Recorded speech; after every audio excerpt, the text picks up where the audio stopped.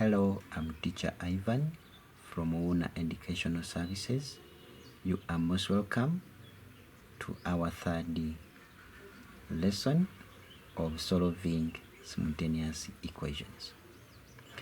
In this lesson, we shall look at how we solve simultaneous equations using matrix method. We already have a question which says, solve these equations using all the four methods. We have done much of example 1, so we are now concentrating on 2 and 3. So we shall work out these two using matrix method. Number 1, we have 3x equaling to 8 minus y and 5x plus 3y equaling to 12. So we have 5x plus 3y equaling to 12, and we have 3x equaling to 8 minus y. Now, before we go any further, this second equation should resemble the first, meaning we must carry the y on the left hand side. That is to say, we shall say from 3x equaling to 8 minus y, hence end up with x plus 3x plus y equaling to 8. Because it is a negative, it becomes a positive when it crosses the equal signs. Therefore, we shall have 5x plus 3y equaling to 12 and 3x plus y equaling to 8. And when we are using matrix method, we shall formulate matrices from our equations. That is to say, we shall have 5, 3, 3 and a 1, since there is a silent 1. Then x, y equaling to 12, 8. That is our first step. After that, we shall get the adjunct or adjoint matrix. So we get the adjunct stroke adjoint of 5, 3, 3, 1, whereby the elements in the major diagonal, that is 5 and 1, interchange positions. The 1 go up, the 5 comes down. Then elements in the minor change signs. The positive become a negative, and if we had a negative, it would turn into a positive. So after getting the adjunct or adjoint matrix, we multiply it on both sides, but it should come first.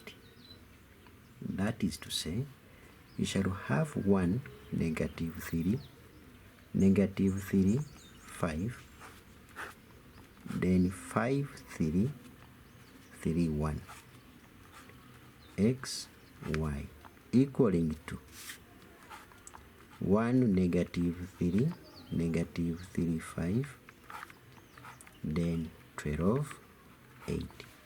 So you must make sure that as you are multiplying the adjunct matrix, it should appear first on both sides. Then we multiply row by column. The first one in the first row multiplies the first one in the first column. Then the second multiplies the second. If we had the third, we would also multiply the third like that. Hence giving us 5 times 1 times 5 is 5 plus negative 3 times 3 is negative 9. Then you come to the next. 1 times 3 is 3. Make sure you leave the gap. Negative 3 times 1 is negative 3. Then you come down, you do the same. Negative 3 times 5, negative 15, plus 5 times 3, 15.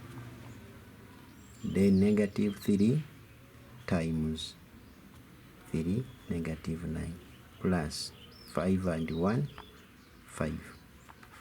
Then x, y equaling to still row by column, that is 1 and 12, which is 12, plus negative 3 and 8, which is negative 24. Then you come down, negative 3 and 12, negative 36, plus 5 and 8, which is 40.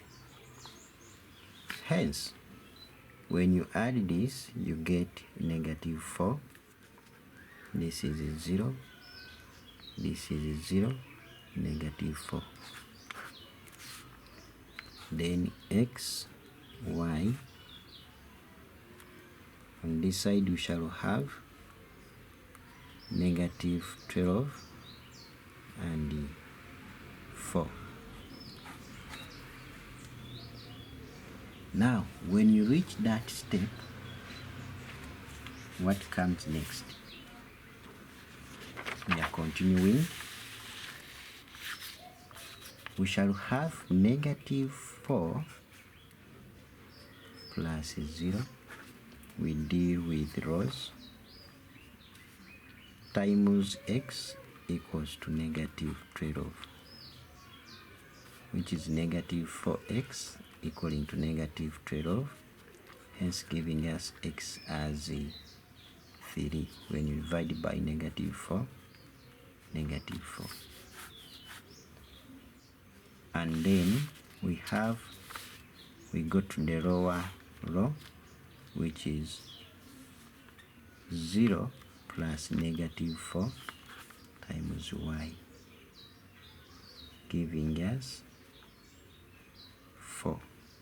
Hence, that is negative 4y equaling to 4 by negative 4, negative 4,